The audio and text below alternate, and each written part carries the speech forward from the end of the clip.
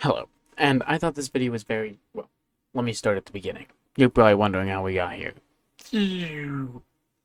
This morning I saw a short form content, so I don't remember who made it. I am sorry about that.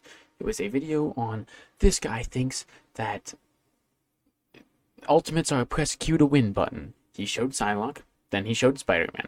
And then after he showed Spider-Man, he said we should change support ultimates so that way it's not press Q and win the fight. Cloak and Dagger, I press the Q button and my team wins this fight. And then somebody stitched him and was like, no, dude, no, that's not how it works. Yeah, like, you know how many things stop a Spider-Man ult? You gotta plan that. You gotta know when you're gonna do it, and you gotta plan around all that stuff. And yes, I will give you that. Yes, you do. You have to do all of that stuff. Where I don't agree is that's what you do for every ultimate in the game. With a few exceptions, you plan every single ultimate in the game. You know when and where you're going to use them, or else you're just throwing your game. The only one that I can say, there's only two that I can say you don't necessarily have to, is one, Moon Knight, and that's if there's a Devil Dino in your lobby, and if you're just farming ult off of him, so you have ults to spare, and two, Squirrel Girl, because you don't really have to think. You just press the button. It's going to hit somebody no matter what you do. And no matter what you do, you're not going to control who it hits. So it's going to, you just shoot it. Right? Now, it's better if you do it from the backside instead of from the front. But whatever. You can just do that. You do that for every ultimate, is my point. So yes, Spider-Man, you might need to do a little more planning. That's why I put him higher up. But as soon as you press Q, you either get the kill or you don't. You either win the fight or you don't. There's no skill check involved. The guy in the original video was arguing for more skill checks. That ultimate should be more of a skill check, not press Q and you either win the fight or they counterplay. And the guy who said was stitched it, he said, "What? No, but Psylocke, that you can just patty cake through Psylocke ult." And I think you can now because recently they changed. There was a point where you couldn't, is my point. You used to be able to patty cake only if there was multiple people in there. So not just like one in, one out, but like both supports and a tank had to stand in there so that way you could patty cake through it and the tank would pretty much hold up his shield, because I remember back when the game first dropped, it read Strange's shield as a person. So I would hold up the shield so it would count as 4 people in there and we were able to patty cake through it. And I would just stand with the supports and I would get residual healing and it was enough to keep us up.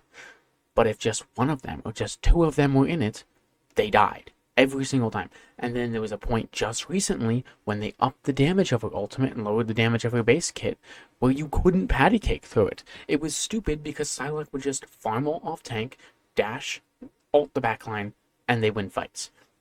There was a point where you do that. Now it's harder to do that. Now the supports have some counterplay to it. But there's still no more skill than anything else. So you plan when to use it. So does every ultimate in the game.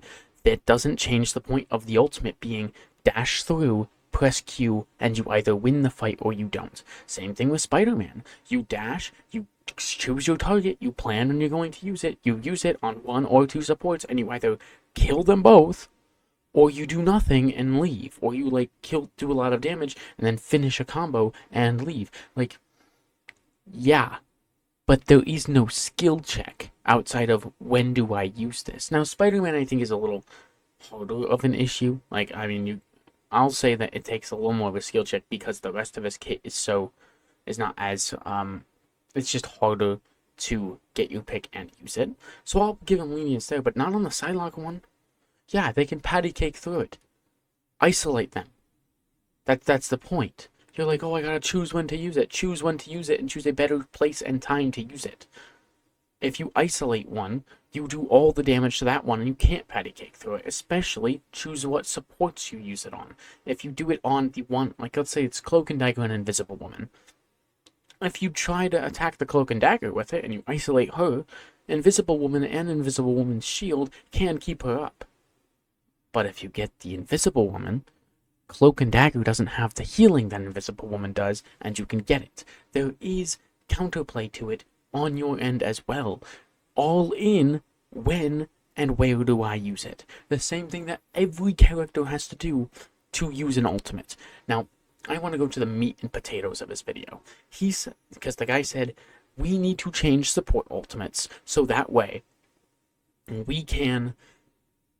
So that way they are skill checks. It is not just press Q and win the fight.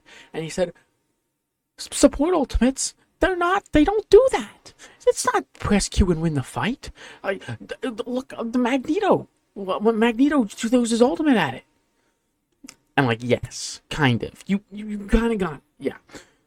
But the point is, I press Q as a support. And then one or multiple people on their team press Q as well. I have counterplay around it. There's team counterplay around it with holding up shields, bubbling at the right times. Cloak and Dagger finding back alleys to go into, going through their team and then around a corner. There's times I've played with a Cloak and Dagger where I'm very confused. Why are you walking? You're almost passing me. And I have to walk forward just to keep them safe, and I don't have the lenience to walk forward at the time. But I walk forward just to keep them safe, and then the ult, and based on where they go, I go, oh, they had to be in a specific spot to do a certain route, so that way the Mag and the Namor couldn't kill them. But that's the same amount of skill as where, when, and then they have to route as well and dodge and do other stuff. Like, there is a skill check, but only after. It's not in the ultimate itself, and let's be honest, the skill check doesn't really matter. Let's say you're playing against a team. The enemy team's Cloak and Dagger ults. Your Magneto ults, and he misses. What do? Do you stand there and continue fighting in their ultimate? Or do you back up, try to regroup, make sure nobody dies, try to sustain the best you can, wait till the ultimate goes down, and then fight again? Go in for a second fight. Because one of those is considered losing, and the second is considered giving up the fight. You lost the fight, regrouping, and attacking again. So his argument that they press Q, if you can't shut it down, your options are die in their support ultimate, or back up, succeed the fight, and do it. Sorry, secret third option, match a support ult. But those are your options. Play patient, and wait till you can do a full fight, and don't just feed. Try farming your ultimates on them, since you won't be farming their support ultimates. Or feed. Or match. I mean, the other option is losing. So yeah, just match or play patient and accept that you don't win that fight until that ultimate goes down. It is a press Q and win. Right? Objectively, that's what it is. Now, there is counterplay with, oh, I used the other one shot, but let's assume the support ultimate gets off. They get to use their support ultimate. They won the fight. You either match it or they won the fight. That's why so much of the game revolves around not double support ulting. If you double support ult, it's really bad. Everyone knows that. Why is that? It means when the next one comes, you can't match it, which means you lost the fight if you can't shut it down, and you have to back off. And it's why shutting down support ultimates is so good, because as soon as they use it, let's say you cut it off within the first 2 seconds. That's amazing. Now you're up one. You can use one, let's say they match, then you have a second one, and you win. You win the fight because you have more. It is a win the fight button. That's the problem with it, right? I wish there was more skill checks, and there is skill checks in it, right? I talked in my how much skill does each ultimate takes, the tier list. You should go watch that one. It might recommend it to you at the end of this video. But the point is that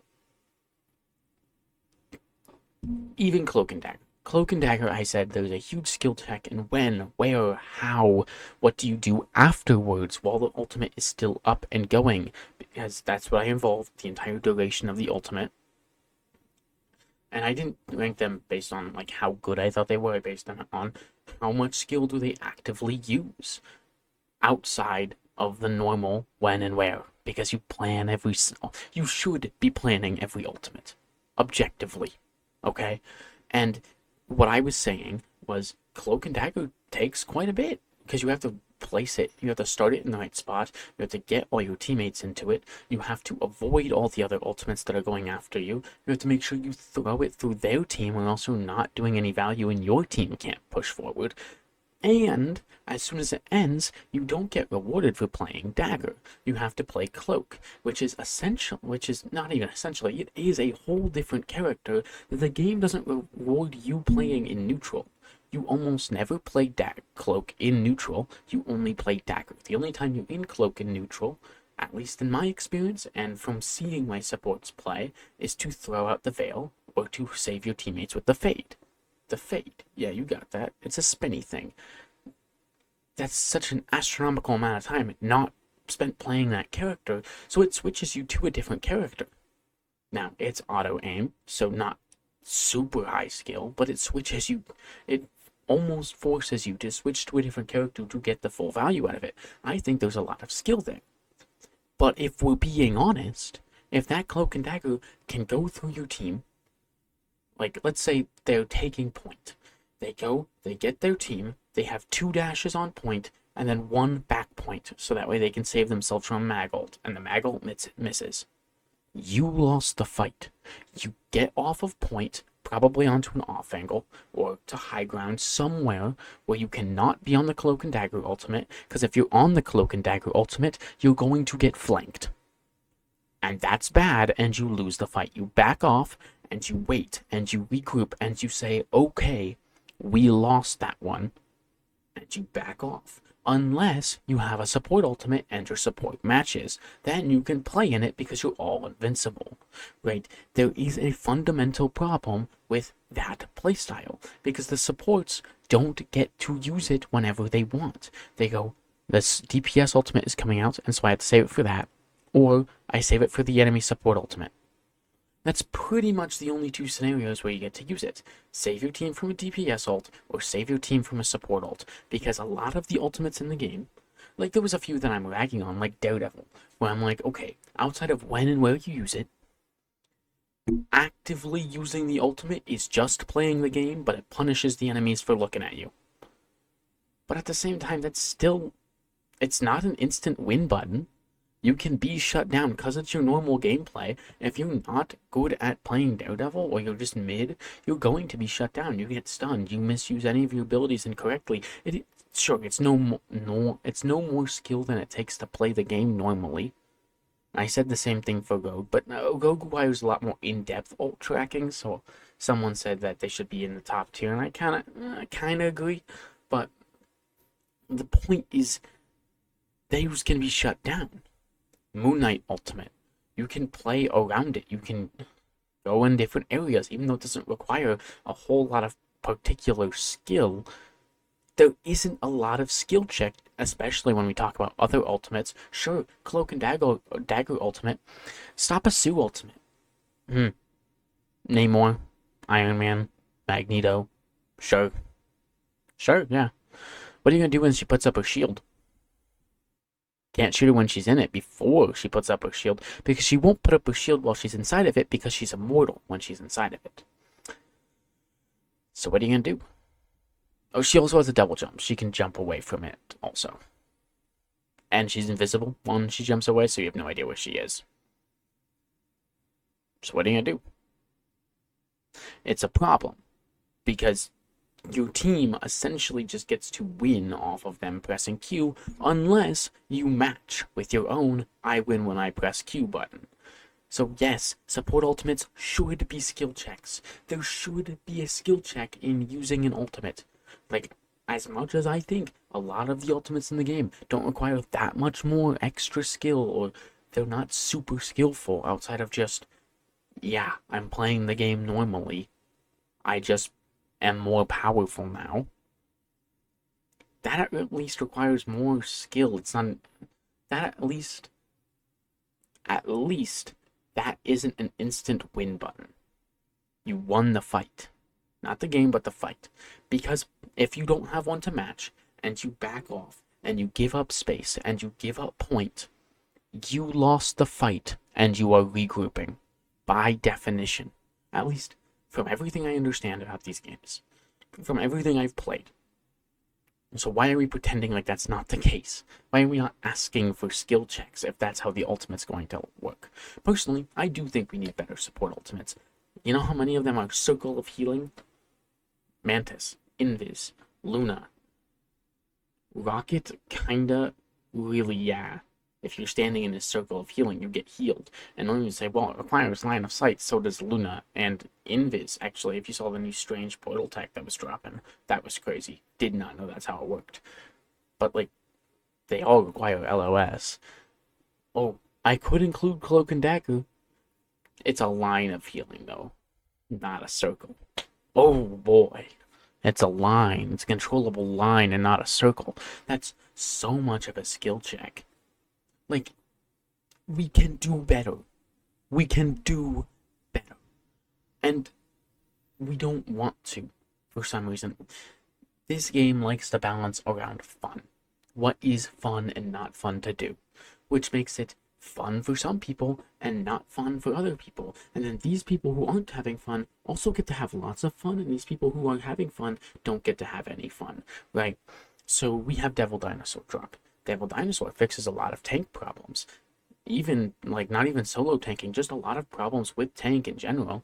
He can do them, the other tanks can't. That's good for tanks, right? No, because he constantly gets banned, so you never get to play him, which means the game's balanced around a character who can do those things that the other tanks can't, but he can't do them. You all just can't do them, as well as he's not in the game. We got an extra tank just to not have a tank.